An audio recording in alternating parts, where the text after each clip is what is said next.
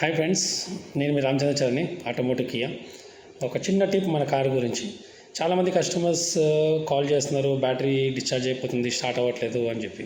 యాక్చువల్గా మీరు బండి బ్యాటరీ చేసినప్పుడు టిక్ టిక్ టిక్ అని నాయిస్ వస్తాయి. ఒకవేళ అది వచ్చింది అంటే కనుక ప్యానిక్ అవ్వకండి, బ్యాటరీ డెడ్ అయినట్టు కండిషన్.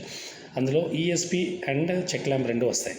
అది ఈఎస్పి వచ్చిందని చెప్పి అది బ్రేక్ ప్రాబ్లము, ఏబిఎస్ వచ్చిందని బ్రేక్ ప్రాబ్లం కాదు.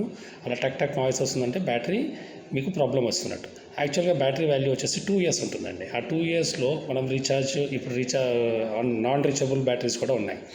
కాబట్టి మనం చేయాల్సింది ఏంటంటే, ఎక్కువ వాడని వాళ్ళు రెగ్యులర్గా 2 daysకి ఒకసారి 3 daysకి ఒకసారి ఒక 2 minutes అయినా మీరు స్టార్ట్ చేసి వెహికల్ స్టార్ట్ చేయాల్సి వస్తుంది.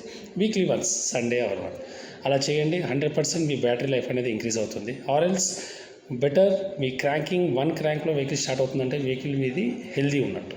ఒకవేళ అది దాటింది థర్డ్ క్రాంక్ వెళ్తుందంటే మటుకు it is giving the indication that battery has to replace. ఎందుకు అంటే బ్యాటరీకి సపరేట్గా బ్యాటరీ ప్రాబ్లం ఉంది అని చెప్పి ఏ సింబల్ లేదు. సడన్గా ఇట్ విల్ గెట్ ఫెయిల్యూర్. కాబట్టి బీ కాషియస్ అండ్ రెగ్యులర్గా స్టార్ట్ చేస్తుండండి. అండ్ ఇలాంటి ప్రికాషన్స్ నేను చెప్పిన పాయింట్స్ ఏదైనా వస్తే కనుక బ్యాటరీ రీప్లేస్ చేయండి.